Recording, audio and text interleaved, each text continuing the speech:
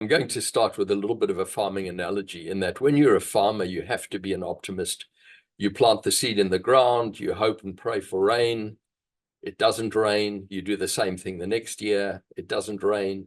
You do the same thing the next year. It doesn't rain. And you keep doing it until it does actually rain. And then you take off a bumper harvest and you do the same thing over and over again. So as a farmer, you always look for the positive signs. And I stumbled across this statement by somebody called Norman Lamont, who said the green shoots of the economic spring are appearing once again. And I think because I'm an optimist, I tend to focus on the green shoots of the economic spring rather than the withering vines. By the way, Norman Lamont was a British politician, and when he said this, it was at the start of the greatest depression Britain has ever seen. So I hope that this time around I am right. However, I try and avoid the doom and gloom. And as recently as the middle of August, I was in a meeting with Paul Robson. And Paul Robson being the CEO of MYOB, stated he is seeing green shoots, he's seeing positivity, he is seeing political certainty in Australia and New Zealand, he's seeing governments with strong mandates, interest rates coming down or at least staying where they are, and more energy than there's been in the last couple of years. So when you read the newspaper and watch TV, it's hard to see that positive message, but certainly I do believe that it's there. We talk to a lot of businesses in the mid-market.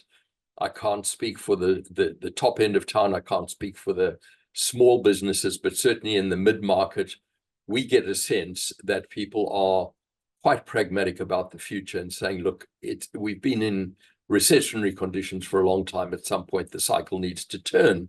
And I am going to talk about that in a moment. I do use another farming analogy, which one of my farming friends said to me.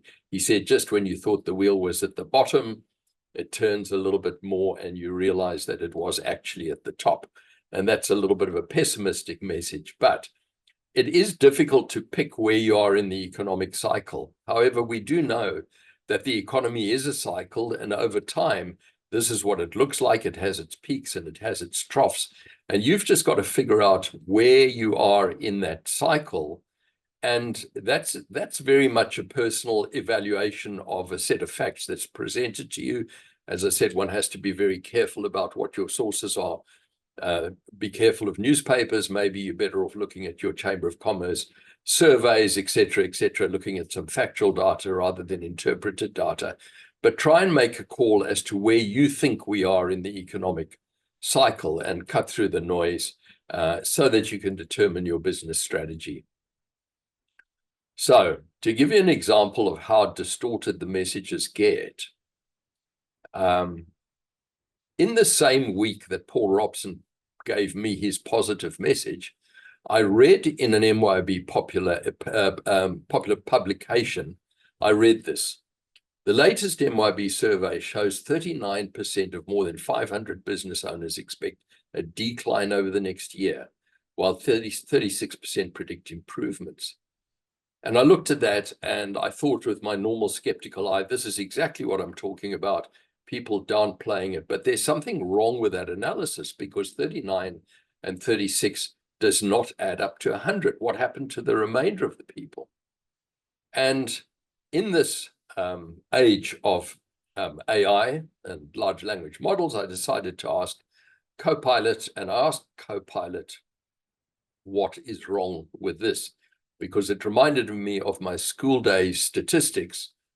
Couldn't remember exactly how it worked, but certainly ChatGPT or Copilot actually came back and said, actually, there are 4 things wrong with that statement. First of all, you're missing the neutral group. In other words, 25% of respondents are unaccounted for. Where are they? We don't know.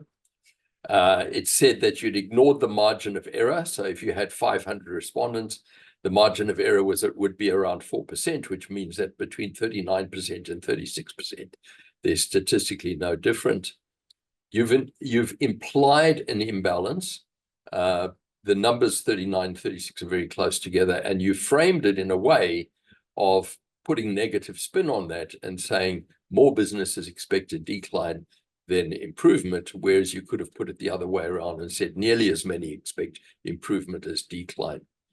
But be that as it may, however you may judge where the economy is in the economic cycle, we know that these are common challenges faced by all businesses. So escalating cost pressures, which we feel on a daily basis, the economic uncertainty, the regulatory burden, the digital and cyber challenges, and the talent and workforce constraints. And that's a summary of the issues that mid-sized businesses face in Australia and New Zealand. And what you now need to do is to try and align your own strategy with your view of where the economic cycle is. So if you decide that the economic cycle is at the bottom over here, you need to be protecting the long-term viability of your business in the market. However, if you feel that we've bottomed out in the economic cycle and things are getting better, you need to identify opportunities to position your company for growth coming out of a downturn and so on. So your strategy depends on where you see your position over here.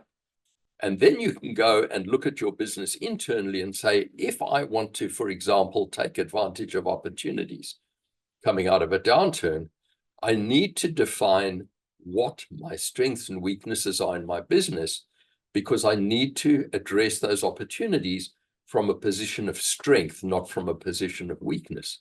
So using your strength to take advantage of an opportunity is an offensive strategy. It's a great strategy, but going and looking at an opportunity from a position of weakness is just a temptation, and it's unlikely to succeed.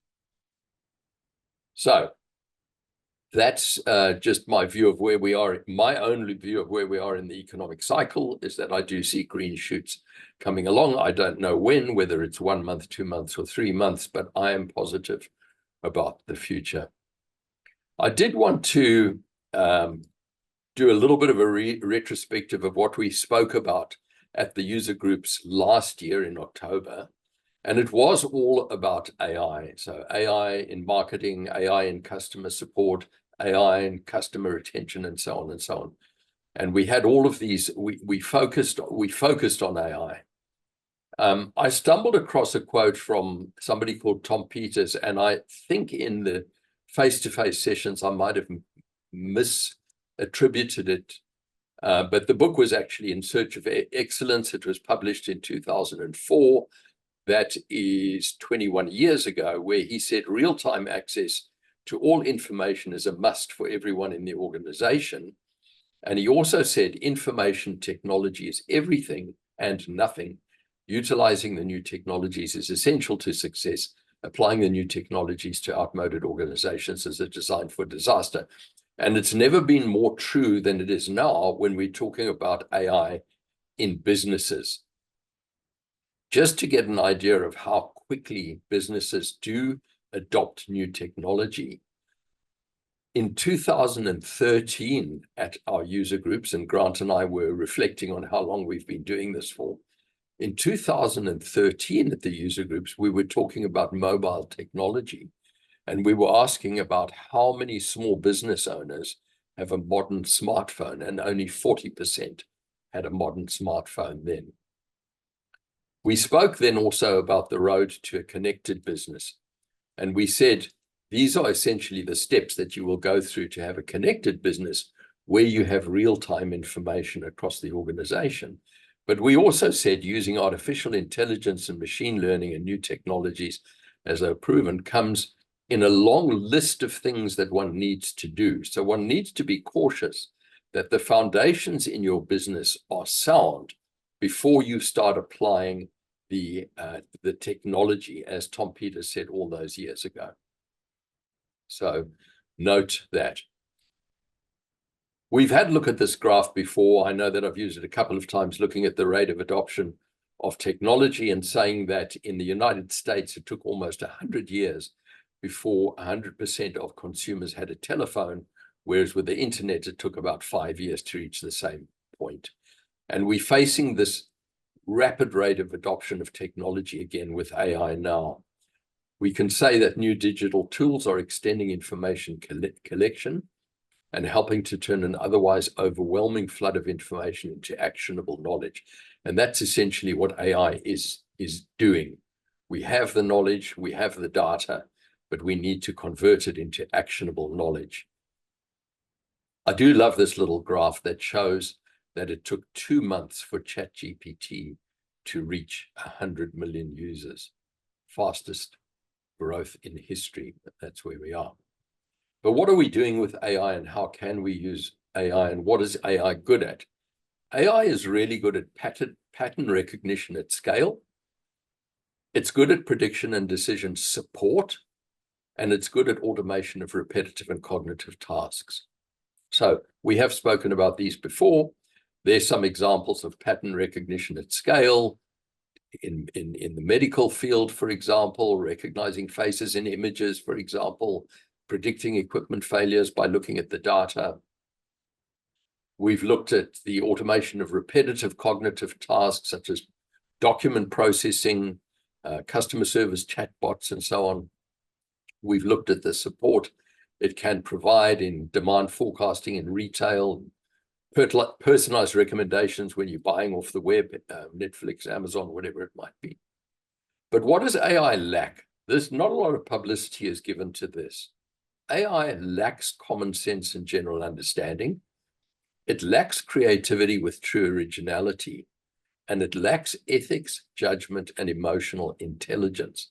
And you might look at those and say, well, does that really make any difference to how it operates? It does make a difference, because as humans, when you're making a decision, you go through a progression of thoughts, which has in it the start, which is an idea or an observation. You then put together a hypothesis. You then do your research and your verification. You then do some experimentation and proof.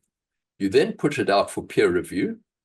You then develop your theory, and it then goes to general acceptance. Those of you that do R&D grants in either Australia or New Zealand will know that they follow this pattern where you have to come up with a hypothesis, and the government will actually fund the research and verification all the way through to the experiment and proof. I've just been reading a book called AI Snake Oil, and when I saw the title of that book, it reminded me, and again, I'm going to harp back to my farming days. I farmed in South Africa. I had a large workforce of farm workers, most of whom were uneducated, and many of them were illiterate. And when I saw the title of this book, AI Snake Oil, it reminded me of an incident that I had when I was farming. Now, most of you in Australia and New Zealand will know a company called Caruso's that have a lot of these sort of I could call them homeopathic remedies or naturopathic remedies and so on. But in South Africa at the time, there was a company called Lennon's, and Lennon's was similar, but it was really based on grandma's secret sauce. And there was a Lennon's medicine for absolutely everything. And at one point, one of my farm workers came to me with a promotional brochure, which had a whole list, and it wasn't actually Lennon's. It looked like something similar. Came to me with a brochure and asked me to order something for him by mail. So in those days, no online ordering. It was all mail order. And I would have to fill out the form and put it in the post for him and get a postal order to pay, etc., etc. And what he was asking me to order was a tablet that would teach him to play the guitar. Now, to me, that was, because I'm applying my layer of logic and experience and ethics, I knew that that was not possible. But because he didn't know that, it appeared to be extremely possible to do that. There was also another tablet on the list, which was how to acquire a girlfriend. That would be a skill you could acquire. And I thought of ordering those for myself, but decided that I would allow my logic to dominate. I then thought, let me ask Copilot the question, do my research, do my verification. And I asked Copilot, I want to learn to play the guitar. Is there a medicine I can take that will help me learn. And Copilot came back with quite a coherent response in saying to me that supplements don't really replace practice. They may support your brain's ability to learn, but consistent playing and instruction are the key. So I was relatively happy with that. I then thought, okay, let me actually ask Copilot if I can create a tablet to teach people to play the guitar. In other words, I took out the common sense, the ethics, and the judgment. And Copilot was actually able to give me a very comprehensive plan to bring my product to market, unlock your musical potential with the world's first neuro-enhancing tablet designed to teach you guitar effortlessly. Whether you're a complete beginner or stuck in a rut, this breakthrough technology rewires your brain for musical mystery fast. Copilot then went on and gave me a value proposition. Play like a pro in 4 weeks, no strings attached. 1 tablet a day, a lifetime of music. And my favorite, from zero to Hendrix in 28 days. It gave me the key benefits of this product: rapid skill acquisition, scientifically engineered, universal appeal, works for all ages and skill levels. It even suggested some brand names, of which I selected Strum IQ as the best, Cordex, Melodex, Guitarra, etc. It gave me the packaging. It gave me the website as well. So to return to where we started, you have to be very careful about what AI can do and what AI can't do. And in an AI-enabled world, your own data is your most valuable asset. You need to make sure that your data is accurate, structured, and secure before you start applying the AI layer. Organizations that outperform in AI are those that trust their data, govern it well, and empower their teams to use it confidently.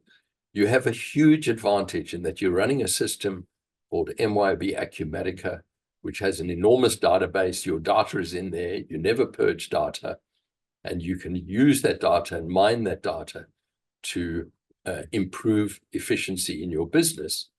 And Acumatica actually makes it relatively easy for you to do that. And you'll see a little bit of that today when we start talking about the new versions.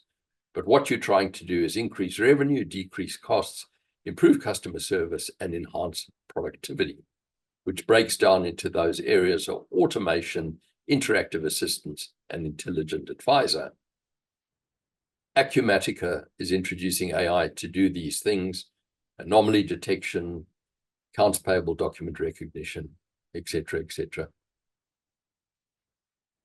I would probably be remiss if I didn't talk to you about cybersecurity. Now, in the early days when we were doing XR user groups, I used to talk to people about their backups. You've got an on-premise system, you need to make backups. And I had written an article many years ago saying, I have seen grown men cry when their server crashes and they have no backups. That has now been supplemented by cybersecurity. And I have seen grown men cry where they have been the victim of cybersecurity and have lost vast amounts of money by not taking very simple preventative measures. So make sure you've got an incident response plan. You know what to do in the case of a cybersecurity incident. But more importantly, what to do immediately is you should use complex passwords. You should use multi-factor authentication wherever you can. And where possible, pick up the phone and talk to the person. Ideally, you need to make the outgoing phone call, because it has happened that cybersecurity incidents have been reported where people receive a call from their CEO asking them to transfer money, but it's not actually the CEO talking. It is a bot. So that's it from me, Grant. Thank you for giving me the opportunity to do the introduction. Welcome to everybody here today, whoever your implementing partner may be.